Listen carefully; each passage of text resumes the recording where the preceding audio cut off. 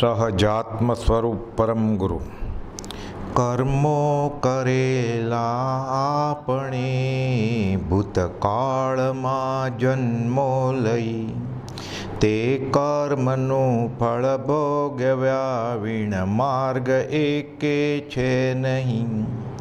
પરનું કરેલું કર્મ જો પરિણામ મુજને કરે તો મુજ કરેલા કર્મનો અર્થ કાંઈ નહીં સરે. મુજ બુદ્ધિના વિકારથી કે સંયમના અભાવથી બહુ દુષ્ટ દુરાચાર મેં સેવ્યા પ્રભુ કો બુદ્ધિથી. કરવું હતું તે ના કર્યું પ્રમાદ કેરા જોરથી. સૌ દોષ મુક્તિ પામવા માગો ક્ષમા હું હૃદયથી. માગો ક્ષમા હું હૃદયથી. મન વચન કાંઈ કશાયથી કીધા પ્રભુ મેં પાપ બહુ. સંસારના દુઃખ બીજ બહુ મેં વાવ્યા અરે હું શું કહું. તે દોષને આલોચના નિંદા અને ધિક્કારથી હું ભસ્મ કરતો મંત્રથી જેમ વિષ જાતું વાદીથી. વચનામૃત 410. કર્મો કરેલા આપણે ભૂતકાળમાં જન્મો લઈ તે કર્મનું ફળ ભોગવ્યા વિણ માર્ગ એકે છે નહીં. આકાર ફેર થાય. જો કર્મ ફળ ન આપે તો આખી સૃષ્ટિ ચાલે કેવી રીતે? ખોરંભે ચડે બધું. એટલે સા ક્રિયા યા ફલવતી. હોય જ ફળ, શુભનું શુભ અશુભનું અશુભ, અને ન કરે તેમ નિવૃત્તિ સફળતા માટે મોક્ષ સુજાણ. એટલે અનંતકાળથી જીવ કર્મ કરતો આવ્યો છે અને અનંતકાળથી જીવ એક કરતાં કરતાં કર્મોથી છૂટતા પણ ગયા છે અને અનંત 24 જીવનમ રસ્તો ચાલુ જ છે. કોપદે લખ્યું છે આ તેલની ધાર જેવો, કરવાળાની ધાર જેવો, આ ખંડિત ન થાય. અનંતકાળથી સંસાર છે તો મોક્ષનો રસ્તો પણ છે. 410. મુંબઈ આસો સાતમ ભૌમ 1948. ભૌમ એટલે મંગળવાર. સૌભાગભાઈ પ્રશ્ન પૂછે કે સત્સંગ ભક્તિ કરવી છે મારે, તો પરિગ્રહ નથી ભેગો કરવો, તો આવા કર્મ કેમ આવતા હશે? વ્યવહારિક ઉપાધિ, પૈસા, આજીવિકાની ઉપાધિ તો આવે. આ ભવે કર્મ ન પણ કર્યા હોય તો ખ્યાલ ન હોય અને હકીકતમાં ન કર્યા હોય તો પૂર્વજન્મના હોય. પણ એ નક્કી છે કે પોતાના જ કરેલા કર્મ જીવ ભોગવે છે. પરનું કરેલું કર્મ મને પરિણામ કરે નહીં. આ અતૂટ અખંડ સિદ્ધાંત છે. એટલે કહે છે પ્રગટ આત્મ સ્વરૂપ અવિચ્છિન્નપણે ભજવા યોગ્ય છે. સતત કેવળ નિજ સ્વભાવનું અખંડ વર્તે જ્ઞાન. કુપાલજીને તો અનુભવ છે. એટલે સૌભાગભાઈને કહે છે અવિચ્છિન્નપણે આત્મ સ્વરૂપ. આપણે વરસના વતલે દાડે ભક્તિ કરવા માટે મંદિરમાં જાય, આશ્રમમાં જાય, તીર્થયાત્રાએ જાય, દિવાળી હોળીમાં કે પર્યુષણ, એમ નહીં, અવિચ્છિન્નપણે સતત. આમ તો અધ્યાત્મ એ પાર્ટ ટાઈમનો ધંધો જ નથી, પણ મુમુક્ષુએ ગૃહસ્થ વ્યવહારમાં માગવાની મનાય છે, ભિક્ષા માગવાની મનાય છે. એટલે આજીવિકા પૂરતું કમાવાનું. કુપાલે લખ્યું છે ને, મુમુક્ષુને માંડ આજીવિકા ચાલે તો ઘણુંય છે, બાકીનો સમય આત્માર્થે ગાળવાનો છે. કેમ? જો એવું ન કરે અને ના સંસાર સંભાળે તો જેટલો વખત આયુષ્યનો એટલો વખત જે ઉપાધિનો રાખે તો આત્માર્થને ક્યારે ટાઈમ મળે પછી? સૌભાગભાઈની ઉંમર તો કુપાલદેવ કરતાં 44 વર્ષ મોટી. હવે જે ધંધાના ઠેકાણા નહોતા, તકલીફ હતી.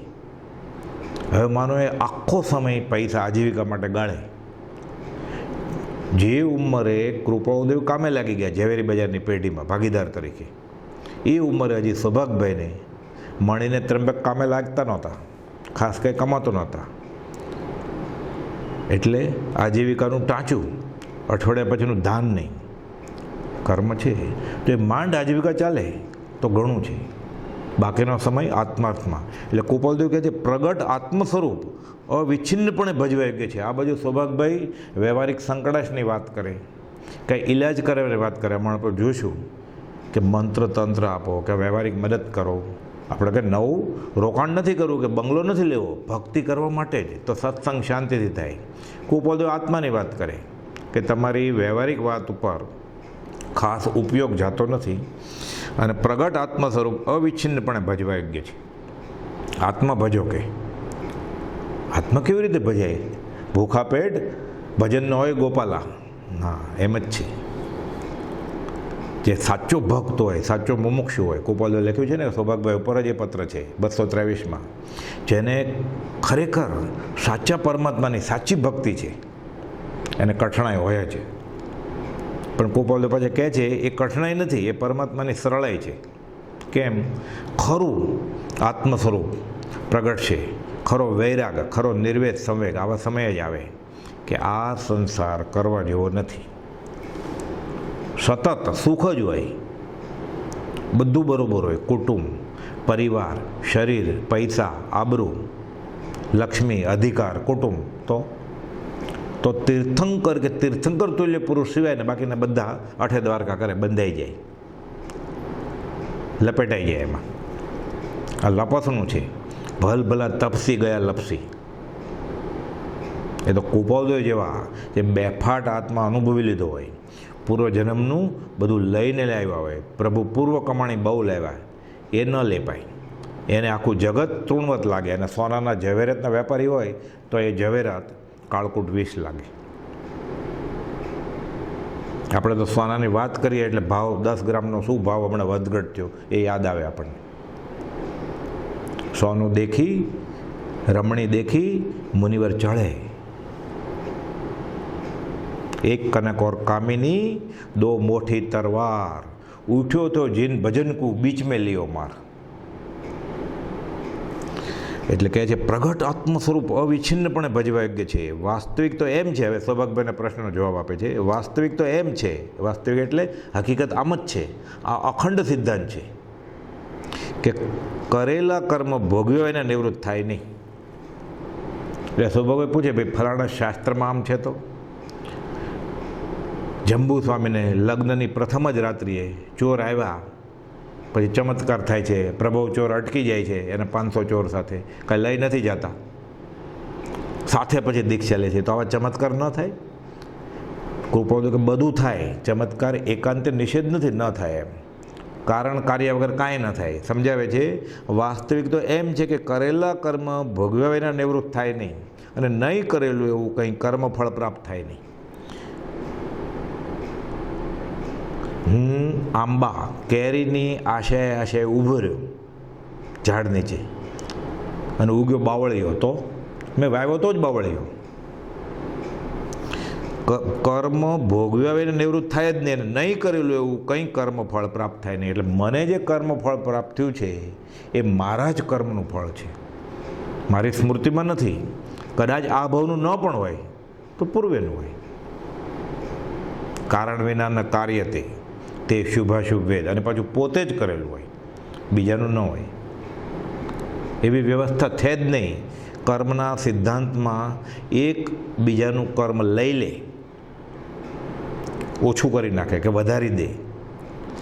તું મારે શરણે આવ એટલે હું તારા કર્મ હરી લઉં, એવું અન્ય દર્શનમાં કહેવાય છે, અહીંયા નથી એવું. વિતરાગના શાસનનો અખંડ સિદ્ધાંત છે, આમાં બાંધછોડના અવકાશ નથી. એટલે કહે છે વાસ્તવિક તો એમ છે કે કરેલા કર્મ ભોગવ્યાના નિવૃત્ત થાય નહીં, અને નહીં કરેલું એવું કંઈ કર્મ ફળ પ્રાપ્ત થાય નહીં. તને તારે દોષે બંધન છે એ સંતની પહેલી શિખામણ છે. વચનામૃત 108માં ગોપાલદેવ કહ્યું ને, એટલે નિમિત્તને બાજી નહીં પડતું. કોઈ વખત અકસ્માત કોઈનું શુભ અથવા અશુભ વર અથવા શાપથી થયેલું દેખવામાં આવે છે, તે કંઈ નહીં કરેલા એવા કર્મનું ફળ નથી. વર એટલે વરદાન. એટલે ઘણીવાર કોઈનું અકસ્માત એવું અનાયાસે બનતું હોય છે. આપણે સાંભળતા હોઈએ, વાંચતા હોઈએ, જોતા હોઈએ, ક્યારેક એવા દાખલા બને, કેમ કે આપણી બુદ્ધિ એટલે સુધી જ પહોંચતી હોય એટલે આપણને એવું બધું લાગે. અને આપણે મૂળ તો મિથ્યાત્વમાં જ હોઈએ, ભૌતિક વાસનામાં હોઈએ. એટલે દેવ દેવી, મંત્ર તંત્ર, ચમત્કાર, માદળિયા દોરા ધાગા એમાં માનતા હોય. એટલે જે આપણી વૃત્તિમાં હોય, આપણી રુચિમાં હોય એ આપણને બેસી જાય તાળામાં ચાવી. એટલે આપણે પણ હામાં હા મિલાવીએ. અને મૂળ તત્વમાં તો શ્રદ્ધા ન હોય આપણને કર્મના સિદ્ધાંતમાં. એટલે કૃપાલદેવ સૌભાગભાઈને એટલે આપણને સમજાવે છે કે કોઈનું શુભ અથવા અશુભ વર અથવા શાપથી થયેલું દેખવામાં આવે છે એટલે કોકે આશીર્વાદ આપ્યા અને ભલું થયું, કોઈ શ્રાપ આપ્યા અને બગડ્યું. આપણે એવી કથાના યુગમાં બધી વાર્તાએ આવે, જૈનેતરમાં તો બહુ એવી વાતો આવે પુરાણમાં ને એમાં, કે ફલાણા સંન્યાસી બાબાએ શ્રાપ આપ્યો એટલે રાજાનું ધનોત્પનોત નીકળી ગયું, રાજા નિર્વંશ થઈ ગયા, રાજા ઉપર બીજા રાજાએ લડાઈ કરી. આવું બધું હોય શ્રાપ આપે એટલે. શુભ અથવા અશુભ વર અથવા શાપથી થયેલું દેખવામાં આવે છે એટલે એવું વ્યવહારે લાગે, કંઈ નહીં કરેલા એવા કર્મનું ફળ નથી. એટલે વરદાનથી થયું હોય પણ સામાન્ય રીતે શું હોય એમ બોલાય. હવે સદાચારથી જીવતા હોય, નીતિ નિયમ પાળતા હોય, ધર્મની કરણી કરતા હોય, ત્યાગી વૈરાગી હોય અને એ આચરણ હોય એટલે ક્યારેક કોઈ જ્ઞાની, અભ્યાસી, સંન્યાસી, મુનિ, સાધુ કે સત્પુરુષ એના આચરણ જોઈને એમ કે તારું તો ભલું થવાનું છે. તો ભલું શા માટે થવાનું છે? એટલે આશીર્વાદ નથી આપ્યા કાંઈ. જ્ઞાની જ્ઞાનમાં જાણે છે કે જો આ પ્રમાણે એનું વર્તન ચાલુ રહેશે તે જીવ છૂટશે. કૃપાલદેવે અંબાલાલભાઈનું વર્તન જોયું, સત્પુરુષ પ્રત્યેની અડગ શ્રદ્ધા જોઈ,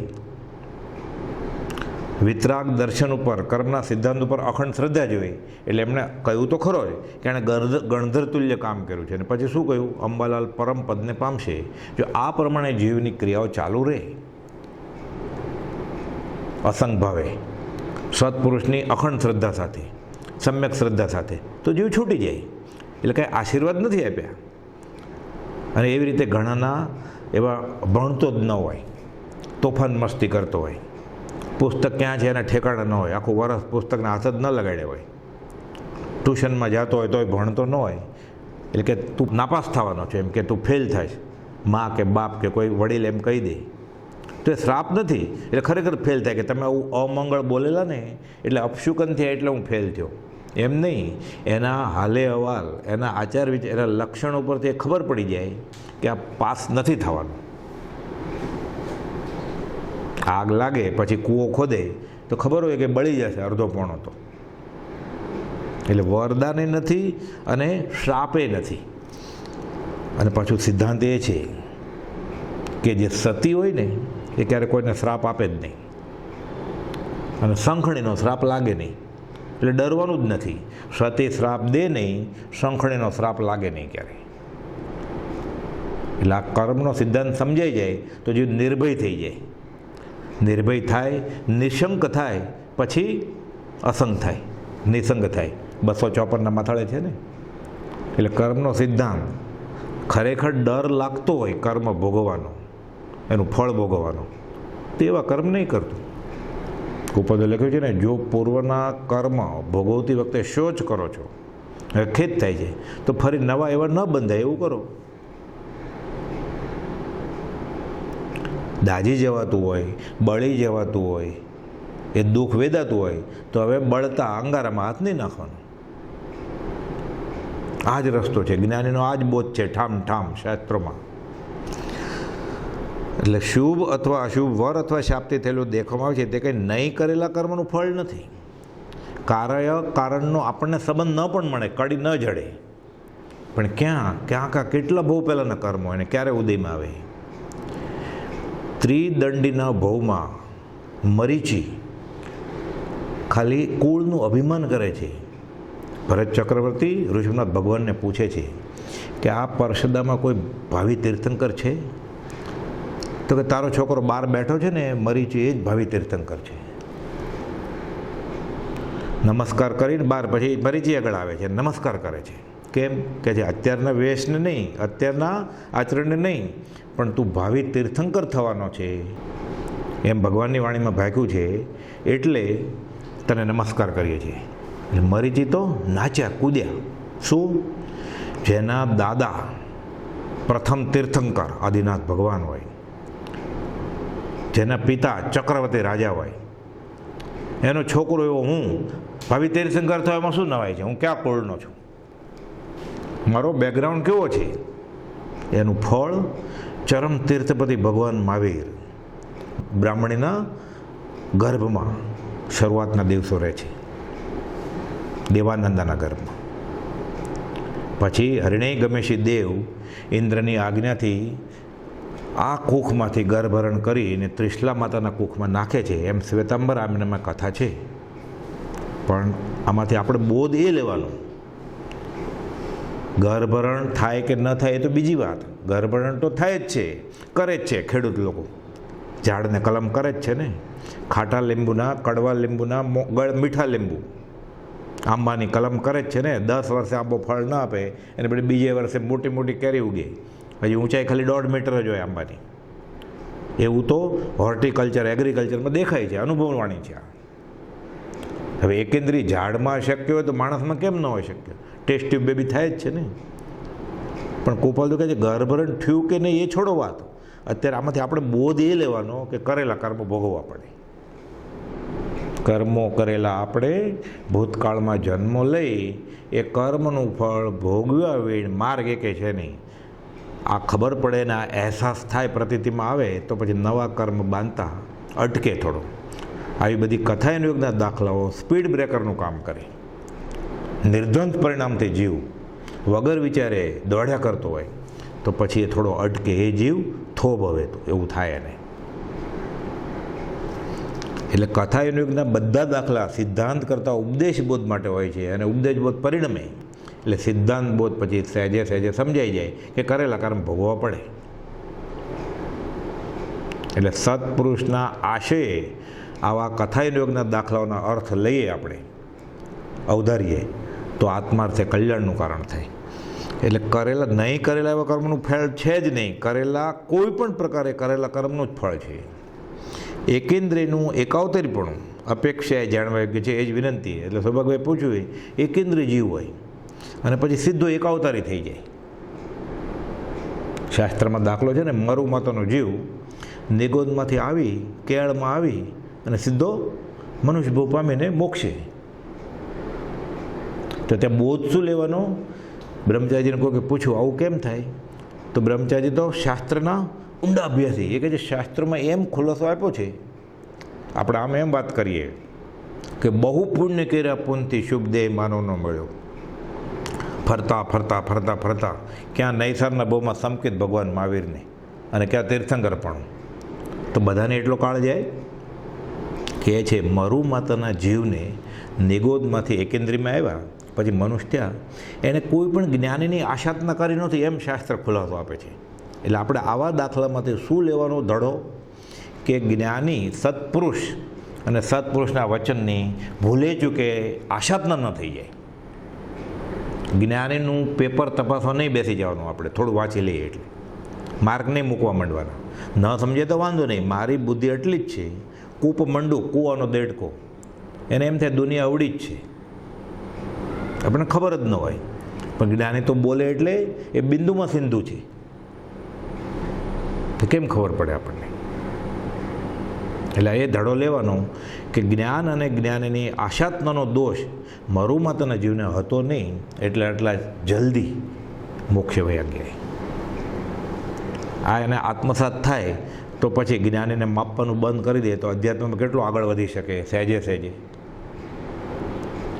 પછી એને શાસ્ત્રીય અભિનિવેશ વચમાં આવે, અપ્રશસ્ત શાસ્ત્રીય અભિનિવેશ વચમાં આવે, શુષ્ક જ્ઞાન વચમાં આવે, સંપ્રદાય કુળ વચમાં આવે, પુસ્તકનું જ્ઞાન પોપટીયું જ્ઞાન વચમાં આવે. પછી એટલે એકેન્દ્રિયનું એકાવતારીપણું અપેક્ષાએ જાણવું છે, એ જ વિનંતી. તો આ કરેલા કર્મ બદલે કે નહીં? આપણે સાંભળીએ છીએ વાત કે મંત્રથી બદલ્યા, ફલાણાના આશીર્વાદથી બદલ્યા. આશીર્વાદને શ્રાપ એવું કંઈ છે જ નહીં. અને આત્મસિદ્ધિમાં તો સિદ્ધાંત લખ્યો છે ને, કોઈ કરતા ઈશ્વર કોઈ નહીં, ઈશ્વર શુદ્ધ સ્વભાવ. એ કંઈ કરે, કોઈને વરદાન આપે કે કોઈને દંડ કરે અથવા પ્રેરક તે ગણે, ઈશ્વર દોષ પ્રભાવ. 490માં પત્રમાં ગોપાલદેવે લખ્યું છે, આ બધું આને જ લગતા પત્રો છે કે બદલી શકે કે નહીં કર્મ? પુરુષાર્થથી બદલી શકે. સૌભાગભાઈના ઉપાધિ મટાડવી કેવી રીતે? એટલે ઘણા બધા પત્રો આવા મંત્ર તંત્રના, રીધિ સિદ્ધિ યોગના, ચમત્કારના, વ્યવહારિક મદદના, કાંઈ પૂર્વે થઈ ગયેલા ચમત્કાર શાસ્ત્રને પાને ચડ્યા છે એની વાત એ કહે છે. ઉપાધિ મટાડવાના 2 પ્રકારથી પુરુષાર્થ થઈ શકે. 490મો પત્ર. ઉપાધિ મટાડવાના 2 પ્રકારથી પુરુષાર્થ થઈ શકે. તો આપણું કર્મ બદલે કે નહીં? નિકાચિત ન હોય તો બધું બદલે. અને આત્માને કર્મે કાંઈ સાવ ઘેરી નથી લીધો. 8 પ્રદેશ હંમેશા ખુલ્લા જ છે, રૂચક પ્રદેશ. એટલે જાગી જાય તો ચોર ભાગી જાય. પુરુષાર્થથી બધું શક્ય છે. નિયતિને મેખ મારે, નિયતિ એ બદલાવી નાખે. એટલે આ તો વ્યવહારમાં આર્તજન ન થાય એટલે આપણે એમ સમજવાનું કે વ્યવહારનું બધું પ્રારબ્ધને આધીન છે. પરમાર્થમાં તો જો ઈચ્છો પરમાર્થ તો કરો સત્ય પુરુષાર્થ. ત્યાં ભવસ્થિતિ આદિ નામ લઈ આત્મા છેદવાની મનાઈ છે. આ તો લુલા અપુરુષાર્થની વાત છે, બેસી રહેવાની વાત છે.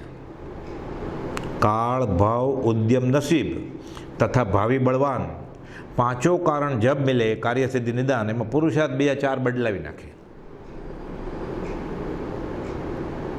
કાળ, ચોમાસામાં ડાંગર પાકે, ઉનાળામાં ન પાકે એવું હતું વર્ષો સુધી, સેંકડો વર્ષો થઈ ગયા, પેઢી બદર પેઢી. હવે આર્ટિફિશિયલ બધું થઈ ગયું. ખાતર, ખેતર, માટી, પાણી, બધું, નહેર, બધું. ઉનાળે ડાંગર પાકે. જે ખેતરમાં 60 મણ પાકતી હોય એ હવે ત્યાં 80 મણ પાકે. બધી ટેકનિક છે. એટલે આ વ્યવહાર છે. એટલે એકાંત પુરુષાર્થથી બધું શક્ય છે. કર્મની શક્તિ અચિંત્ય છે પૂતગલની. આત્મા એનાથી એ બળ્યો છે, નહીં તો કોઈ છૂટે જ નહીં. જો કર્મ બળવાનો હોય આત્મા કરતાં, જીવ કરતાં, તો જીવને જવા દે? મોહ રાજા છોડે કોઈને? એટલે જેને જેને એમ થાય છે કે ના કર્મ બહુ બળવાન છે અને મને અટકાવી દે, એને પુરુષાર્થની કચાશનું આ ફળ છે. મહાવીરનો માર્ગ કર્મના સિદ્ધાંતનો, ખુમારીનો છે. પ્રારબ્ધ ઉપર છોડી દેવાની બીમારીનો નથી, કાયરનો નહીં. હરિનો માર્ગ છે શુરાનો, નહીં કાયરનું કામ જોને. પ્રથમ પહેલાં મસ્તક મૂકી વળતું લેવું નામ જો. પુરુષાર્થ જોઈએ. એટલે ઉપાધિ મટાડવાના 2 પ્રકારથી પુરુષાર્થ થઈ શકે. એક તો કોઈ પણ વ્યાપાર આદિ કાર્યથી, અને બીજો પ્રકાર વિદ્યા મંત્ર આદિ સાધનથી. એટલે સૌભાગભાઈને ટાંચું હતું આજીવિકાનું. એટલે કહે છે કે આ સમસ્યા દૂર કેવી રીતે થાય? એટલે કોઈ કે 2 રીતે દૂર થાય. કાં તો કોઈ ધંધા પાણી કરો ને કમાઈ જાઓ, અને કાં તો કોઈ વિદ્યા અને મંત્ર આદિ સાધન. સૌભાગભાઈ બધું પૂછ્યા કરે એટલે કુપાલદેવ જ કહે છે એને. હવે વ્યાપાર આદિ કાર્યથી પૈસા કમાશે એ નક્કી જ છે. તો મંત્ર તંત્ર કે વિદ્યા એવી ફરવે તો કમાશે નક્કી જ છે. એટલે કુપાલદેવ કહે છે એ બંનેમાં અંતરાય ત્રુટવાનો સંભવ પ્રથમ જેને હોવો જોઈએ. એટલે વાસ્તવિક રીતે તો આ બધા નિમિત્ત પુરુષાર્થો કહેવાય. બનવાનું એ જ બને છે. એટલે કુપાલદેવ સમજાવે છે કે અંતરાય ત્રુટવાનો સંભવ પ્રથમ જેને હોવો જોઈએ. પ્રથમ દર્શાવેલો પ્રકાર કોઈ રીતે બને તો કરવામાં અમને હાલ પ્રતિબંધ નથી. એટલે વેપાર કરે સૌભાગભાઈ કુપાલદેવ સાથે બોમ્બે આવીને, તો કુપાલદેવ કહે છે કે અમે તો ગૃહ સેવરમાં છીએ બહારથી, એટલે અમને પ્રતિબંધ નથી. પણ બીજા પ્રકારના વિશે તો કેવળ ઉદાસીનતા જ છે. કયા પ્રકારના વિશે? વિદ્યા અથવા મંત્રાદિ સાધનથી એનો અંતરાય તૂટે એમ. એ અમે એમાં ઉદાસીન છીએ. અમે કોઈ વિદ્યા ફોરવીને તમારી વ્યવહારિક સમસ્યાનું ઉપાય બતાવશું નહીં, કે મંત્ર તંત્ર આપશું નહીં. એટલે કહે છે એમાં કેવળ ઉદાસીનતા જ છે. અને એ પ્રકાર સ્મરણમાં આવવાથી પણ ચિત્તમાં ખેદ થઈ આવે છે કે આ વ્યવહારિક પૈસા માટે, કમાણી માટે આ મંત્ર તંત્ર ફરવાના, આત્મા મૂકી દેવાનો, ભૌતિક સુખ માટે, એક ભવના થોડા સુખ માટે, એ પણ ઘણો બધો ભવ પૂરો થઈ ગયો, બહોત ગઈ ઓર થોડી રહી, એના માટે આત્મા મૂકી દેવાનો. એક ભવના થોડા સુખ માટે અનંત ભવનું અનંત દુઃખ વધારવાનું. એટલે કુપાલ કે આવી વાત કરતા તો નથી જ અમે, કેવળ ઉદાસીનતા છે. પણ એ પ્રકાર સ્મરણમાં આવવાથી પણ ચિત્તમાં ખેદ થઈ આવે છે. આવું યાદ આવે ને કે કોઈ યાદ અપાવે આવું મંત્ર તંત્ર કે કરીએ તો એમને ખેદ થાય છે કે જીવ આટલો નીચે વયો જાય, આટલો પુરુષાર્થહીન થઈ જાય કે આત્મા આખો મૂકી દે, સત મૂકી દે, અને એના બદલામાં તુચ્છ એવા થોડા પૈસા કે થોડું શરીર સારું થાય, રોગ મટી જાય, આટલો હલકો થઈ જાય વ્યવહારિક માટે, પૌદ્ગલિક લાભ માટે. આત્માની આ કિંમત કોડીની ચિત્તમાં ખેદ થઈ આવે છે કે એવી તે પ્રકાર પ્રત્યે નિરીચ્છા છે. અમને તો આવી વાત સાંભળે તો અમને ખેદ થઈ જાય છે. પ્રથમના પ્રકાર સંબંધમાં હાલ કંઈ લખવું સૂચતું નથી. એટલે હમણાં તમે મુંબઈ આવો અને અમારા ભાગીદાર થઈ જાઓ કે અમે કામ આપો એમ હમણાં કાંઈ ઉદય પ્રયોગ એવું લાગતું નથી. એટલે કાંઈ હાય ને એને નાય નહીં. આગળ ઉપર લખું કે નહીં તે પ્રસંગમાં જે થવા યોગ્ય તે થશે. તો 1-2 મહિના પછી, 1-8 વર્ષ પછી બોલાવશો એ ત્યારે જેમ સ્વરૂપ સ્થિત ઈચ્છા રહિત વિચરે પૂર્વ પ્રયોગ એવો કર્મનો ઉદય હશે તો ભેટો થશે મુંબઈમાં ધંધા અર્થે. નહીં તો ખાલી ઈડર ક્ષેત્રે સત્સંગે મળશું. એક પણ વ્યવહારિક વાત સૌભાગભાઈની કુપોલદેવ મચક આપી જ નથી. લખે 250 પત્રો લખ્યા, જ્ઞાની અન્યથા કરે નહીં. ક્યારેક તો કડક શબ્દોમાં લખે, જો તમે એમ ઈચ્છો કે સત્પુરુષ પાસે અમારો વ્યવહાર, અમારી સંસારની વાડી લીલી રહે, તો તમને દર્શન આવણીય કર્મનો બંધ પડશે. એટલે આમાંથી આપણે સમજી લેવાનું કે આપણી કોઈ પણ વ્યવહારિક સમસ્યા હોય એના માટે ભગવાન પાસે, કૃપાદેવ પાસે, મંદિર, આશ્રમ, તીર્થ સ્થળે જઈને માગવાનું શું? હું સમભાવથી સહન કરી શકું એટલી છૂટ. પ્રભુથી જેમ આપણે આગળ એટલી બધી શક્તિ નથી કે હજી વધારે આવો કહેવાની, પણ મને એ ભગવાન આ સહન કરવાનો સંભાવની શક્તિ આપ. બીજું માગ્યું કંઈ ગુરુજી આગળ, સાધુ આગળ, સંન્યાસી આગળ, બાવા આગળ, દેવદેવી પાસે કે તીર્થંકર ભગવાન આગળ. જોકે તીર્થંકર ભગવાન, વિતરાગ ભગવાન, કુપોદેવ એ તો વ્યવહાર લીલો રાખી જ ન દે તમારો, પણ માગ્યું તો દર્શન આવણીય કર્મનો બંધ પડશે અને જીવને મૂળ તત્વ પામવાથી ઓર દૂર ફંટાઈ જવું પડશે. અને પાછું વ્યવહારિક લાભ તો થવાનો જ નથી. કદાચ કાગડાનું બેસવું અને તાળનું પડવું એવું થાય એટલે એમ લાગે કે આ ક્રિયાથી મને આ ફાયદો થયો, પણ એનો અનુબંધ જ એવો હોય, પાપાનુબંધી આવે ને એવું કર્મ, એટલે એને આવી ક્રિયા કરીને એમ લાગે કે હું કમાણો, કે હું જીત્યો, કે હું ફાવ્યો, એટલે ઓર એની દુર્દશા માથે ઊભી છે. એટલે તુચ્છ લાભ માટે જીવ આત્મા મૂકી દે છે. એટલે કૃપાદેવ કહે છે આ તો દર્શનાવણી કર્મનો બંધ પડે અને જ્ઞાની કરવા જ ન દે. સાચો આત્મજ્ઞાની ગુરુજી હોય, સત્પુરુષ હોય, એની પાસે કોઈ મુમુક્ષુ, કોઈ સાધક, કોઈ જિજ્ઞાસુ આવે, શિષ્ય આવે, એની વ્યવહારિક એક ઈચ્છા પૂરી ન કરે, એ પૂરી કરે એ સત્પુરુષ હોય જ નહીં ક્યારે. તો સંસાર લીલો રાખ્યો. હા, વિતરાગ ભગવાન, જિનેશ્વર ભગવાનને આરાધક આ માર્ગમાં પગલું મૂક્યું કે પુણ્ય ઢગલા છે, એટલે એક અંશ શાતાથી કરીને પૂર્ણ કામતા સુધીની સર્વ સમાધિનું કારણ સત્પુરુષ જ છે. પણ એ છોકરા આપે, એ લગ્ન કરાવી દે, એ પરદેશ ગમન કરાવડાવે, એ ફેક્ટરી તમારું 2માંથી 3 કરાવી દે, આવું ન થાય. અને એવું થતું હોય, કુપોલદેવ લખ્યું છે કે અસત્પુરુષ પાસે આવી માગણી કરે, એ જ માગણી સત્પુરુષ પાસે કરે તો આનું ફળ અલગ આવે. કેમ? સત્પુરુષ એને સવળીએ લાવી દે કે આ મગાય નહીં અમારી આગળ. આ જ્ઞાનીનું લક્ષણ છે. એટલે કહે છે એ પ્રકાર સ્મરણમાં આવવાથી પણ ખેદ થઈ આવે છે આવી વ્યવહારિક મદદ માટે અમને. એવી તે પ્રકાર પ્રત્યે નિરીચ્છા છે. પ્રથમના પ્રકાર સંબંધમાં હાલ કંઈ લખવું સૂચતું નથી. આગળ ઉપર લખશું કાંઈ હશે તો ઉદય એવું. અત્યારે તો સ્વરૂપથી જ ઈચ્છા રહી વિચારે પૂર્વ પ્રયોગ છીએ. એવો નિમિત્ત સંબંધ હશે કે અમારા નિમિત્તે તમે ધંધે લાગી જાઓ. ઉદય પ્રયોગે કુપોલદેવની ઈચ્છા નથી, નિરીચ્છાય નથી. લખે ને 377માં કે સત્પુરુષ બેફાડ આત્મા અનુભવ્યો છે એ ઈચ્છા સહિત કે ઈચ્છા રીત કંઈ છે જ નહીં. જે થાય છે સહજ થાય. એ સહજ કર્મના ઉદય જો સૌભાગભાઈને વેપારમાં ઝંપલાવવાનું થશે તો કુપોલદેવને વાંધો નથી. અમે કાંઈ એમાં પ્રેરણા કે એવું કરશું નહીં. જેટલી આકુલતા છે તેટલો માર્ગનો વિરોધ છે એમ જ્ઞાની પુરુષો કહી ગયા છે. આકુલતા એટલે આર્ત ધ્યાન છે. એક તો કર્મ ભોગવી જ રહ્યો છે અશાતન, લાભંતરાય કર્મ, નામ કર્મ, અશાતન સાથે આકુલતા કરશે. આર્ત ધ્યાન એટલે નવા એવા બંધાશે પાછા. અને આ કોઈ ભગવાને ચોંટાડી નથી દેતા. રામ રાખે તેમ રહીએ, આપણે તો ચીઠીના ચાકર છીએ. આ તો કેવો પૂરતું, રામ કોઈને રાખે નહીં કાંઈ. રામ સીતાને ક્યાં રાખી શક્યા? રાવણ ઉપાડી ગયો તો. હવે કોઈ રામનો પૂજક હોય, પૂજારી હોય, એની પત્ની ખોવાઈ જાય, એ રામની બાધા રાખે કે મારી પત્ની ખોવાઈ ગઈ છે, એ રામ તમે ગોતી દેજો. એ તો બરાબર. પછી સીતાને રાવણ ઉપાડી જાય તો રામ કોની પ્રાર્થના કરે? અખંડ સિદ્ધાંત છે આ કર્મનો. તો જેટલી આકુળતા છે તેટલો માર્ગનો વિરોધ છે. આર્ત ધ્યાન કરે, આર્ત ધ્યાન કરે એટલે જીવને અધ્યાત્મથી પડવાનું કારણ બને. ચંચળ મન થાય, પછી આત્માનો ઉપયોગ ન રહે. એટલે રૂકોપાદો લખ્યું છે, રૂડા પુરુષ હોય, મુમુક્ષુ હોય, પછી ભૂલ કરી બેસે વ્યવહારમાં. એમ જ્ઞાની પુરુષો કહી ગયા છે, જે વાત જરૂર આપણે વિચારવા યોગ્ય છે એટલે તમે આ વિચારો.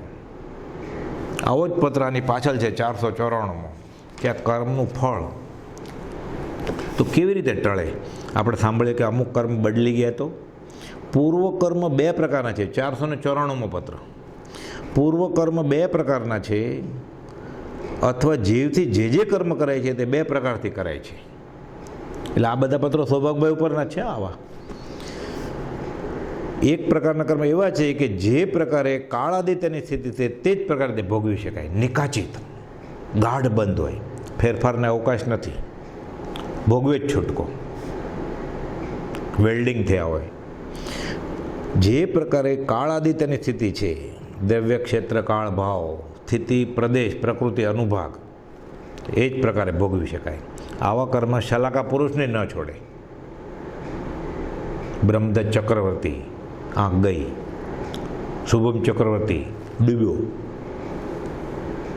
સનતકુમાર ચક્રવર્તી તો હતા જ, તદ્ભુવ મોક્ષગામી. આખા શરીરે રોગ ફાટી નીકળ્યો, અશુચિમય કાયા થઈ ગઈ. વેદનીનો ઉદય હોય. જે પ્રકારે કાળાદિત્યની સ્થિતિ છે તે જ પ્રકારે તે ભોગવી શકાય. બીજો પ્રકાર એવો છે કે જ્ઞાનથી વિચારથી કેટલાક કર્મ નિવૃત્ત થઈ જાય. મોહનીય કર્મનું બળ સમયની દૃષ્ટિએ 70 કરોડ સાગરોપમ છે. માપવા બેસીએ તો બેઠા બેઠા વિચારથી મોહનીય ટળી જાય, ભસ્મીભૂત થઈ જાય. આત્મવિચાર લખે છે ને, જ્ઞાનથી વિચારથી અંતઃકરણપૂર્વક પ્રાયશ્ચિત કરે, ક્ષમાપના કરે, વિષદુહા બોલે. ખરેખર એમ થાય, શેરડો પડે, નિંદામી ગરહામી અપ્પાણમ વોસિરામી કર્મ વયા જાય. 70 કરોડ સાગરોપમના મોહનીય કર્મનો બંધ તૂટી જાય. ગૃહસ્થ વ્યવહારમાં તૂટી જાય. વેપાર કરતાં કરતાં ઘરમાં જ્ઞાન થવા છતાં પણ જે પ્રકારના કર્મ અવશ્ય ભોગવવા યોગ્ય છે, ખાસ કરીને નામ, આયુષ્ય, ગોત્ર અને વેદનીય, એમાં વેદનીય કર્મ છે. આત્મજ્ઞાની પુરુષ આવા વેદનીય કર્મને ટાળવાની ચીવટ રાખે જ નહીં ક્યારે. એ થાય ભોગથી દૂર, નિર્જરા થાય છે, પછી ક્યાંથી ચીવટ રાખે? સંભાવે સહન કરે. જ્ઞાન થવા છતાં પણ જે પ્રકારના કર્મ અવશ્ય ભોગવવા યોગ્ય છે તે પ્રથમ પ્રકારના કર્મ કયા છે કે ભોગવવા જ પડશે. એ ઉદય આવેલા એ કર્મો ઇન્દ્ર, ચંદ્ર, નાગેન્દ્ર, દેવ દેવી, મંત્ર તંત્ર, ઔષધિયા, માદળિયા, દવા કે જીનેન્દ્ર ભગવાન ખુદ પોતે ટાળી ન શકે. પછી અને જે જ્ઞાનથી ટળી શકે છે તે બીજા પ્રકારના કર્મ, મોહનીય વિચારથી. કેવળ જ્ઞાન ઉત્પન્ન થવા છતાં દેહનું રહેવું થાય છે. કેવળ જ્ઞાન થઈ જાય તો શરીર હોય ત્યારે જ થાય ને, કર્મ ખપાવે એટલે મોહનીય બધા ઘાતી કર્મ વયા જાય. જ્ઞાનાવણીય, દર્શનાવણીય, મોહનીય, અંતરાય બધા વયા જાય. કેવળ જ્ઞાન પ્રગટે તો શરીર તો છે જ હતી, હજી મન વચન કાયના યોગ પણ છે. કેવળ જ્ઞાન ઉત્પન્ન થવા છતાં દેહનું રહેવું થાય છે. તે દેહનું રહેવું એ કેવળ જ્ઞાનની ઈચ્છાથી નથી કે મારે શરીર રાખવું છે અને હવે બોધ આપવો છે, એવી ઈચ્છા નથી કેવળ જ્ઞાનીની, પણ પ્રારબ્ધથી છે. પૂર્વે એવું કર્મ બાંધ્યું છે. 20 તીર્થંકર મહાવીર ક્ષેત્રે, તીર્થંકર નામ કર્મ. ભગવાન મહાવીર 42 વર્ષે રુજુવાલિકા નદીને કિનારે કેવળ જ્ઞાન થયું. 30 વર્ષ સુધી બોધ આપે. કેમ? ત્રીજે ભવે કર્મ બાંધી લીધું છે, તીર્થંકર નામ કર્મ. એટલે નિષ્કારણ કરુણા ઈચ્છા રહિતપણે ઉદય પ્રયોગે કરે. કેવળ જ્ઞાન ઉત્પન્ન થવા છતાં દેહનું રહેવું થાય છે, તે દેહનું રહેવું એ કેવળ જ્ઞાનીની ઈચ્છાથી નથી પણ પ્રારબ્ધથી છે. એટલું સંપૂર્ણ જ્ઞાન બળ છતાં પણ તે દેહ સ્થિતિ વેદ્યા સિવાય કેવળ જ્ઞાનીથી પણ છૂટી શકાય નહીં. કે હવે કેવળ જ્ઞાન તો થઈ ગયું છે, હવે શા માટે સંસારમાં ફરવું? ભગવાન સિમંદર સ્વામી તો લાખો વર્ષો બાકી છે. આવતી 24ના એમ એક આમને પ્રમાણે 12મા તીર્થંકર થશે અહીંયા, ત્યારે સિમંદર સ્વામી મોક્ષે જશે. કરોડો અસંખ્યાત વર્ષો પછી ભગવાન મહાવીર કેટલા ઉપસર્ગ થયા, 12.5 વર્ષમાં. તો પછી કેવળ જ્ઞાન થયું, પછી ઉપસર્ગ થયો તો બીજી વાત. 30 વર્ષ સુધી દેશને આપે, 72 સુધી. એને ઈચ્છા ન હોય કે હવે મારું કામ પતી ગયું છે તો હું વયો જાઉં. એને એમ પણ ઈચ્છા ન હોય કે મારું કામ પતી ગયું છે હવે હું રહું બીજાને બોધ આપવા માટે. એમ જ વાણી ખરે છે ઉદય પ્રયોગે. ગોપાલો લખે છે પરમાર્થ મૌન, ક્યારેક કંઈ 1 લીટીનો પત્ર લખે, અને ઉદય વેદે ક્યારેક આખો 14 પરનો સાર 1.5 કલાકમાં આત્મસિદ્ધિ લખે. ઉદય પ્રયોગે કેવળ જ્ઞાનીની ઈચ્છાથી એ દેહનું રહેવું નથી પણ પ્રારબ્ધથી છે. એટલું સંપૂર્ણ જ્ઞાન બળ છતાં પણ તે દેહ સ્થિતિ વેદ્યા સિવાય કેવળ જ્ઞાનથી પણ છૂટી શકાય નહીં એવી સ્થિતિ છે. જોકે તેવા પ્રકારથી છૂટવા વિશે કોઈ જ્ઞાની પુરુષ ઈચ્છા કરે નહીં. એટલે આમાંથી આપણે એ પણ સમજવાનું કે જેને આત્મજ્ઞાન થઈ ગયું છે એવો જ્ઞાની પુરુષ અશાતાથી, રોગથી કે એવા વ્યવહારિકમાં એને ચીવટ ન હોય ટાળવાની. ઈચ્છા ન કરે કે મારું આ કર્મ વયું જાય. તથાપિ અત્રે કહેવાનું એમ છે કે જ્ઞાની પુરુષને પણ તે કર્મ ભોગવવા યોગ્ય છે. તેમજ અંતરાય આદિ અમુક કર્મની વ્યવસ્થા એવી છે કે તે જ્ઞાની પુરુષને પણ ભોગવવા યોગ્ય છે, ભોગવવું પડે. ઋષિનાથ ભગવાનનો જીવ 1 વર્ષ ખાવાનું ન મળે કર્મ. ભગવાન મહાવીર ચરમ તીર્થપતિ છેલ્લો ભાવ ભરવાડ કાનમાં ખીલ્લા ઠોકે. કેવળ જ્ઞાન થયા પછી શ્વેતાંબરામને પ્રમાણે ગોશાળા તેજોલેશા છોડે. હવે તો બધા કર્મ વયા ગયા છે, વેદનીય છે ને, આયુષ્ય નિકાચિત હોય એટલે કમોતે દેહ ત્યાગ ન થાય. બધા દાખલા છે કથાયુગ યોગમાં. તેવા જ્ઞાની પુરુષને પણ કર્મ ભોગવવા યોગ્ય છે. અર્થાત જ્ઞાની પુરુષ પણ તે કર્મ ભોગવ્યા વિના નિવૃત્ત કરી શકે નહીં. સર્વ પ્રકારના કર્મ એવા છે કે તે અફળ હોય નહીં. આમ તો ગોપાલ અખંડ સિદ્ધાંત કીધો છે કે મોહનીય કર્મ, વેદનીય કર્મ બધું બરાબર. સર્વ પ્રકારના કર્મ, એક પણ કર્મ એવું નથી તે અફળ હોય જ નહીં કોઈ કર્મ, પણ તેની નિવૃત્તિના પ્રકારમાં ફેર છે. એ વિચાર કરે, પ્રાયશ્ચિત કરે, એ કર્મની ટ્રીટમેન્ટ છે. એ તપ કરે કે આ તપ કર્યું એટલે આમ થયું, તો એ કર્મની એ ટ્રીટમેન્ટ છે. એટલે એણે એવું પ્રાયશ્ચિત કર્યું, સત્પુરુષ પાસે એણે એવું વ્રત લીધું, એવી પ્રાર્થના કરે છે, પરમાર્થ ખેદ કરે છે રોજ, ફરી એવો ગુનો ન કરવાનો નિયમ કરે છે. તો આત્મા સાથે કશાયની ચિકાશ ન હોય એટલે કર્મ ઉખડી જાય, મોહની હોય તો. એટલે એમને એમ નથી ઉખડી ગયું, કાંઈ એણે પુરુષાર્થ કર્યો છે. એટલે સામાયિક પ્રતિક્રમણ, પ્રાયશ્ચિત, સમાપના, આલોચના બધું કરવાનું છે. એટલે સ્વાદ ત્યાગવાનો છે. એટલે આંબિલ, એટલે ઉપવાસ છે. પર્યુષણ છે એટલે ઉપવાસ નથી કરવાનો, કર્મ ખાવા માટે ઉપવાસ કરવાનો છે. પણ પર્યુષણના દિવસે બધા કરતા હોય એટલે સહેજે સહેજે તપશ્ચર્યા થાય, સહેજે સહેજે સત્સંગ થાય. આ તો બધું વિતરાગ વિજ્ઞાન વ્યવસ્થિત ગોઠવેલું છે પૂર્વાચાર્યોએ. એમાંથી આપણે સંપ્રદાય, કુળ ધર્મ, ઓક સંજ્ઞાને ગાઢ કરીએ છીએ અને બાહ્ય ક્રિયામાં ધર્મ માનીને રાચી માચીને ધર્મ કર્યો એમ માનીએ છીએ. સર્વ પ્રકારના કર્મ એવા છે કે તે અફળ હોય જ નહીં, માત્ર તેની નિવૃત્તિના પ્રકારમાં ફેર છે. એટલે આપણને ખબર ન પડે પણ એણે એ પ્રમાણે એની દંડ તો આપવો જ પડે, પછી જે કર્મ જાય. ગોપાલદેવે મોતીચૂર લાડવા ખાધેલા અને આખા શરીરે ખુજલી અને લાલ લાલ થઈ ગયેલું, બંધકોશ થઈ જાય. કેમ? નાના ભાઈ મનસુખ ગુસ્સો કરવા જતા હતા કે કેમ આપ્યા મોતીચૂર લાડવા, મને પૂછ્યા વગર. ગોપાલદેવ કહે છે મનસુખ અમે જ એને કહેલું. ઉધરી ના કરે જ્ઞાની, કર્મોને બોલાવે કે આવો.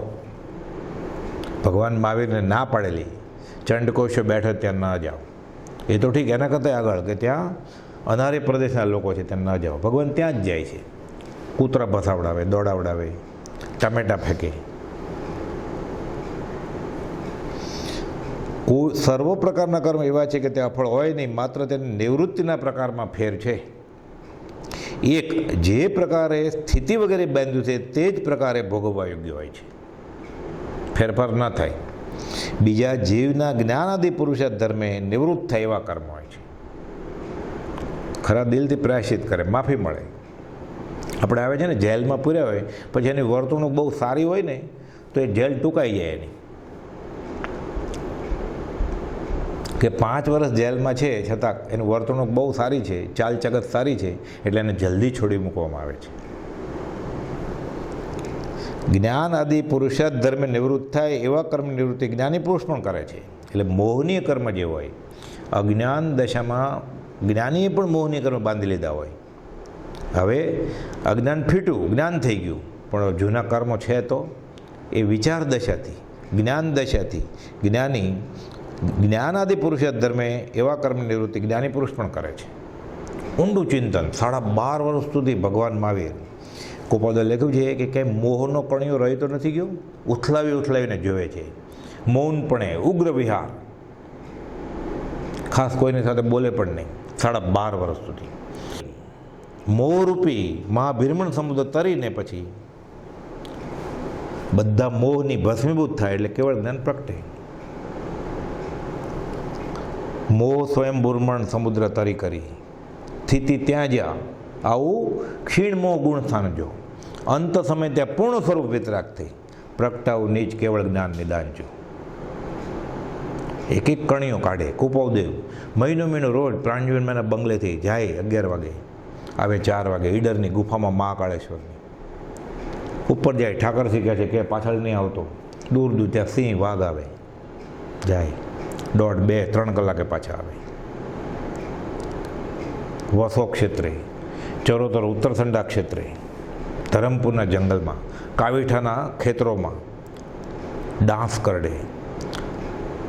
ઉત્તરસંડા ક્ષેત્રે મોતીલાલ ભાવસારે ઓઢાડ્યું હોય, થોડી વાર પછી જાય તો નીચે પડ્યું હોય ઓઢાડેલું, ઉદીર્ણા કરે. જ્ઞાની પુરુષ પણ ભોગવવા યોગ્ય કર્મને જ્ઞાની પુરુષ સિદ્ધિ આદિ પ્રયત્ન કરી નિવૃત્ત કરવાની ઈચ્છે નહીં કે હું સિદ્ધિ ફોરવું અને આ કર્મ દૂર કરી નાખું. કદાચ થઈ પણ જાય એવો કારણકારીનો સંબંધ હોય તો પછી બમણા થઈને આવે. જ્ઞાની એવું ઈચ્છે જ નહીં. એટલે કરેલા કર્મ ન ભોગવવા એવી ઈચ્છા થવી એ અજ્ઞાનનું લક્ષણ છે. જ્ઞાનીને દેહાદેશ છે જ નહીં. એટલે ભોગવવા યોગ્ય કર્મને જ્ઞાની પુરુષ સિદ્ધિ આદિ પ્રયત્ન કરી નિવૃત્ત કરવાની ઈચ્છા કરે ને એ સંભવિત છે. કર્મને યથાયોગ્યપણે ભોગવવા વિશે જ્ઞાની પુરુષને સંકોચ હોતો નથી કે મારા બાંધેલા છે અમે ભોગવું છું. કોઈ અજ્ઞાન દશા છતાં પોતા વિશે જ્ઞાન દશા સમજનાર જીવ કદાપી ભોગવવા યોગ્ય કર્મ ભોગવવા વિશે ન ઈચ્છે તો પણ ભોગવે જ છૂટકો થાય એવી નીતિ છે. કહેતો હોય હું જ્ઞાની છું, હોય અજ્ઞાની અને હવે નથી ભોગવા કર્મ, તો કર્મ કાંઈ છોડે નહીં. કર્મ 2 શરમ, રામને ન છોડે, કૃષ્ણને ન છોડે, તીર્થંકરને ન છોડે, તો આ પામર પ્રાણીને શું છોડે? જીવનું કરેલું જો વગર ભોગવે અફળ જતું હોય, કર્મ બાંધી લીધા ને ફળ ન આપે એવું હોય, તો બંધ મોક્ષની વ્યવસ્થા ક્યાંથી હોઈ શકે? એટલે વરદાન કે શ્રાપ, મંત્રતંત્ર બાધા રાખે, આ બધા કિસ્સાઓ આપણે સાંભળીએ છીએ. કેમ કે એ બધા મોહનીમાં અને ભૌતિક પૌદ્ગલિક માહિતીવાળા જીવો બધા ફેલાવે છે આવી વાત. અને આમાં સામાન્ય રીતે બધાને રસ હોય એટલે આવી વાત ફેલાય. વિતરાગની વાત કેવી રીતે ફેલાય? કોઈ માખણ લ્યો, માધવ લ્યો, દહીં જોતું હોય ખાટું તો માખણ કોણ લે? ખાટી છાશ જોઈએ છે. મંત્ર આદિથી હવે ગોપાલદેવ લખે છે હા વેદની આદિ કર્મો હોય તે ભોગવા વિશે અમને નિરીચ્છા થતી નથી. ગોપાલદેવ પોતાની વાત કરે છે કે વેદની આદિ કર્મો હોય તે ભોગવા વિશે અમને નિરીચ્છા થતી નથી. જો નિરીચ્છા થતી હોય તો ચિત્તમાં ખેદ થાય છે કે જીવને દેહ અભિમાન છે, તેથી ઉપાર્જિત કર્મ ભોગવતા ખેદ થાય છે. હું શરીર છું તો પછી એને વેદના છે ને, અને તો એને વેદના નથી ભોગવવું એવું છે ને. હું શરીર નથી તો આત્મા ક્યાં બળવાનો છે, કપાવવાનો છે? આત્માને ક્યાં તાવ આવે? આત્મા ક્યાં ભૂખો તરસો રહેવાનો છે? દેહ અભિમાન છે એટલે એને એ દેહાધ્યાસને લઈને એ કર્મો ટાળવા છે કે હું સુખી રહું, સુખી થાઉં. જ્ઞાનીને આવું ન થાય. જીવને દેહાભિમાન છે તેથી ઉપાર્જિત કર્મ ભોગવતા ખેદ થાય છે અને તેથી નિરીચ્છા થાય છે. જ્ઞાની કે અમારે ને આ દેહાભિમાનનું લક્ષણ છે. હવે કુપાદો પાછો ખુલાસો કરે છે આ પત્રમાં. મંત્ર આદિથી, સિદ્ધિથી અને બીજા તેવા અમુક કારણોથી અમુક ચમત્કાર થઈ શકવા અસંભવિત નથી. એટલે એકાંતે ન જ થઈ શકે એવું નથી. વેદાંતમાં માને છે ચમત્કાર, જૈનમાં પણ માને છે, અષ્ટાંગ યોગમાં પણ થઈ શકે. મંત્ર આદિથી, સિદ્ધિથી અને બીજા તેવા અમુક કારણોથી અમુક ચમત્કાર થઈ શકવા અસંભવિત નથી. તથાપિ ઉપર જેમ અમે જણાવ્યા તેમ ભોગવાઈ ગયા એવા નિકાજિત કર્મ તે તેમાંના કોઈ પ્રકારે મટી શકે નહીં. નિકાજિત ભોગવે જ છૂટકો એ કર્મ બદલે નહીં. ઇન્દ્રને ન બદલે અને જિનેન્દ્રને ન બદલે, ભોગવે જ છૂટકો. અમુક શિથિલ કર્મની ક્વચિત નિવૃત્તિ થાય છે. એવું કર્મ શિથિલ હોય, ગાઢ બંધ ન હોય. તે કંઈ ઉપાર્જિત કરનારે વેદ્યા વિના નિવૃત્ત થાય છે એમ નહીં, આકાર ફેરથી તે કર્મનું વેદવું થાય છે. આકાર ફેર થાય એટલે આને ખબર ન પડે. કોઈ એક એવું શિથિલ કર્મ છે એટલે ગાઢ નિકાચિત નહીં, નબળું. થોડીક મહેનત કરે કે થોડો એવા કાર્યકારણના સંબંધ થાય તો એ કર્મ વહી ઉભી જાય. કોઈ એક એવું શિથિલ કર્મ છે કે જેમાં અમુક વખત ચિત્તની સ્થિરતા રહે તો તે નિવૃત્ત થાય. એમાં એમાં ઉપયોગ રહે કે આ કર્મ ટાળવું જ છે, ટાળવું જ છે, ટાળવું જ છે એવો નિર્ધાર કરે. પછી એ પ્રમાણે એનું વર્તણૂક પણ થાય. એ પ્રમાણે ઉપાય પણ ગોતતો હોય વ્યવહારિક. એ પ્રમાણે રોગ હોય તો દવા ગોતતો હોય. એ પ્રમાણે પરીક્ષા હોય તો એ ભણતો હોય.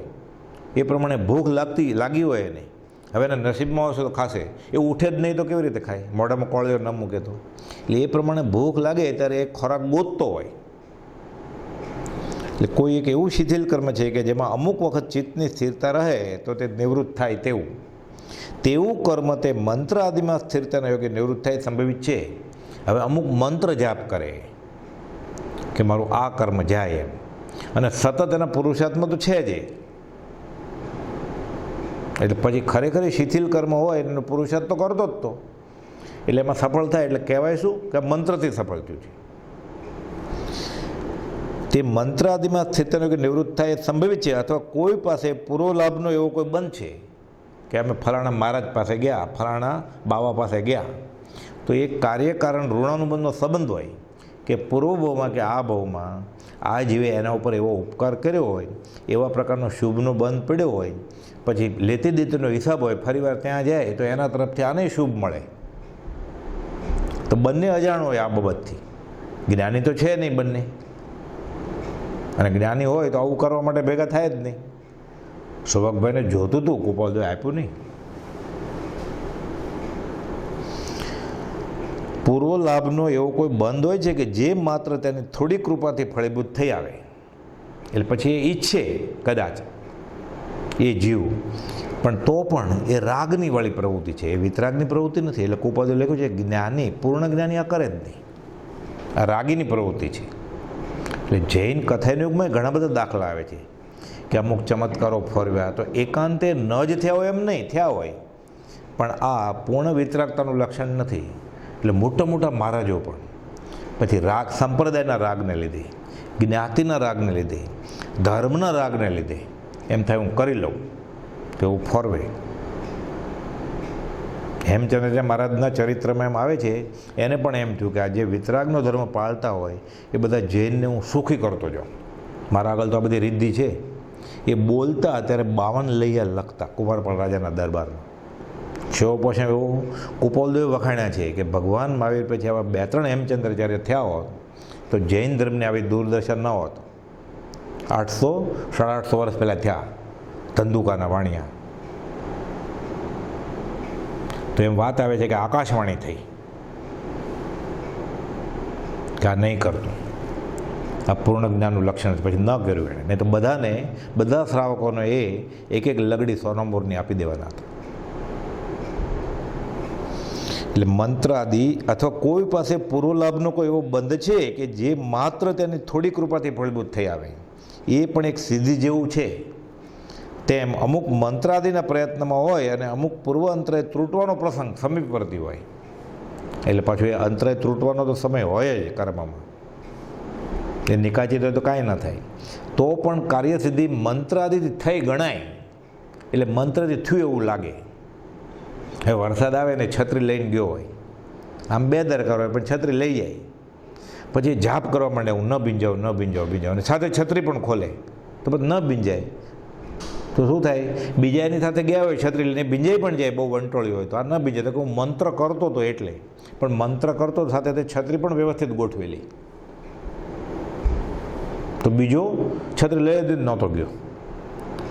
એટલે આપણને ખબર ન પડે અને આપણી રુચિને અનુકૂળ આવે એવો નિર્ણય આપણે કરી લઈએ, કેમ કે અનાદિકાળથી જીવ મિથ્યાત્વ સેવતો આવ્યો છે. મને ભૌતિકમાં લાભ થાય એ વ્યવહાર તો બરાબર, ધર્મમાં પણ ધર્મ કયો સારો, કયો અનુકૂળ, મને ગુરુજી ક્યાં અનુકૂળ, મને ભૌતિકમાં લાભ કરી દે એવા ફસાતો જ આવ્યો છે જીવ. હવે આ કર્મનો સિદ્ધાંત સમજે કૃપાળુજીના વચનના યોગે તો એને ખબર પડે કે હું ક્યાં ભૂલ કરું છું. આટલા વખતથી આ ભક્તિ કરીએ છીએ તો ભક્તિનું ફળ કેમ નથી આવતું? આ ગૃહિત મિથ્યાત્વ સેવી રહ્યો છે કે ધર્મનું ફળ એને આત્મા નહીં, વ્યવહાર જોઈએ છે. એટલે 5, 15, 25, 30, 50 વર્ષથી ભક્તિ કરતો હોય તો જોઈએ એવું ફળ દેખાતું નથી. અને જુઠાભાઈ જેવાને 15-20 પત્રોથી ક્ષાયક સંકિત સાથે દેહ છોડે. કૃપાળુ જેવાને લખવું પડે કે વેદને વેદવામાં એને અદ્ભુત ક્ષમતા હતી. એ સંસારનો પરમ જુગુપ્સિત અને વિતરાગનો રાગી હતો. સમ્યક ભાવે વેદની વેદવામાં એને અદ્ભુત ક્ષમતા હતી. તો એ જ પત્રો આપણી પાસે છે, આપણને અસર નથી થતી. કેમ? આપણે અનાદિકાળનો આત્મા ઉપર ગૃહિત મિથ્યત્વનો કાટ લાગેલો છે. પ્રભુજી ગસ કર, આ કાટ કાઢ. એ વાતમાં કંઈ, અને કૃપાળુ કહે છે આવી કાર્યસિદ્ધિ કદાચ થાય તો મંત્રાદિ થઈ ગણાય એમ કહેવાય ખરો, આરોપણ કરાય કે આ બોલ્યો આમ કર્યું એટલે. પણ અમને એ વાતમાં કંઈ સહેજ પણ ચિત્ત થવાનું કારણ નથી. નિષ્ફળ વાર્તા છે. આત્માર્થ તો નિષ્ફળ જ ને. એને સંતાન થાય તો શું, ન થાય તો શું, એ પરણે તો શું, ન પરણે તો શું. આનંદ કેટલી વાર છે. આનંદજી મહારાજના કથાયન યુગમાં એની વાત છે. એક બેગમ રાણી, મુસલમાન રાજાની રાણી ગઈ એની પાસે, સંતાન જ નહોતું થતું. આખો રાજરાજેશ્વર ગુરુ ઘંટાલ પધાર રહે, આખું લંગર ગયું બધું સરઘસ. મોટા જૈનના સાધુ પ્રતિષ્ઠિત, સાથે જૈનના શ્રાવકો હતા મહારાજ પાસે, જે કહે છે આ અમારા મહારાજ છે, એની સાથે બધા ચમત્કાર રીધી સીધી બધું બહુ છે. આનંદજી મહારાજ તો પોતાના આત્મધ્યાનમાં બેસેલા જુએ છે બધું ટોળું કે શું કેમ સમજાવવાને. સાથે બધા વાણિયાએ ગયેલા, લખી નાખ્યું કાગળમાં, કાગળિયું વાળીને આપી દીધું રાણીને. સામે જોતા જ નથી. રાણી બધું સોના બોરને બધું લાવી લીધું ધરવા માટે. કે અમારે શું ખપ હોય એને. જૈન સાધુ લે, વિતરાગનો સાચો સાધુ શ્રાવકની 100 પણ ન રાખે પરિગ્રહ તરીકે, તો બીજું શું રાખે, મોકલી દે છે પાછા. રાણીએ તો એ કાગળિયો સોનામાં મઢાવી માદળિયું બનાવીને પહેરી લીધું. બનવા જોગ બને છે, રાણીને ગર્ભ રહી જાય છે. 9 મહિના પૂરા થઈને છોકરો, જન્મોત્સવ થાય છે. બેન્ડ વાજા સાથે રાજાની સવારી આનંદજી મહારાજ પાસે આવે છે મૌક્તિકના થાળ લઈને કે આ તમારી કૃપાથી અલ્લાહે અમને આ પુત્ર આપ્યો છે. નમસ્કાર કરવા લઈ જાય પુત્રને. આનંદજી મહારાજ ગંભીર મુદ્રાથી જોવે છે. સાથે ઓલા શ્રાવકો વાણિયા હતા બધા. કેમ સમજાવવું? આ પેંગડે પગને બ્રહ્મજ્ઞાન થાય. આ કર્મનો સિદ્ધાંત. જીન પ્રવચન દુર્ગમ્યતા થાકે અતિમતિમાન અવલંબન શ્રી સદગુરુ સુગમ અને સુખ ખાણા. સમજાય કેમ? એટલે આનંદજી મહારાજ શું ખુલાસો કરે છે કે માદળિયું ખોલ્યું માદળિયું. રાણીબાઈએ તો હોંશે હોંશે ખોલ્યું. રાજા અને બધા શ્રાવકો શ્રેષ્ઠી બધા ઊભા છે. વાંચો. એમાં એક શ્રેષ્ઠીને કહે છે વાંચો. વાણીઓ ભણેલો હોય ને વાંચે છે. રાજા કી બેગમ રાણી કો લડકા હોવે તો બી આનંદ ગન કો ક્યાં, લડકા ન હોય તો બી આનંદ કો. આ લખેલું આનંદજી મહારાજે. આમ આનું માદળિયું હતું. એટલે શું? આનંદજી મહારાજે શ્રાપે નહોતા આપ્યા, મંત્રે નહોતો આપ્યો, કોઈ ચમત્કાર નહોતો કર્યો. એમાં તો એણે એમ લખેલું કે બેગમને સંતાન થાય તોય આનંદ ગન કો ક્યાં, અને નહીં હોય તો બી ક્યાં. પણ એને થયું. એટલે શું? થવાનું હતું એ થયું. મંત્ર સિદ્ધિ, માદળિયા સિદ્ધિ કે આનંદજી મહારાજની કૃપાથી, આશીર્વાદથી અને બેગમને સંતાન આપીને આનંદજી મહારાજ એનો અનંત સંસાર વધારે. તો એવું હોય તો એ આનંદજી મહારાજ જૈન સાધુ કહેવાય. તો કૃપાળુને વખાણે કે આનંદજી મહારાજને તીવ્ર સિદ્ધાંત જ્ઞાન હતું. આ બધા નામો તો કૃપાળુની દ્રષ્ટિ હેઠળ નીકળી ગયા છે. એ કરે એવું? એટલે આપણે ઊંડા ઉતરીને વિચારીએ તો ખબર પડે કે કર્મો કરેલા આપણે ભૂતકાળમાં જન્મો લઈ તે કર્મનું ફળ ભોગવ્યા માર્ગ એકે છે નહીં. હજી આને જ લગતા પત્રો, મંત્ર, તંત્ર, સિદ્ધિ, પ્રારબ્ધ, પુરુષાર્થ ઘણા બધા છે. એ આપણે અવસરે લેશું. હવે સહજાત્મ સ્વરૂપ પરમ ગુરુ.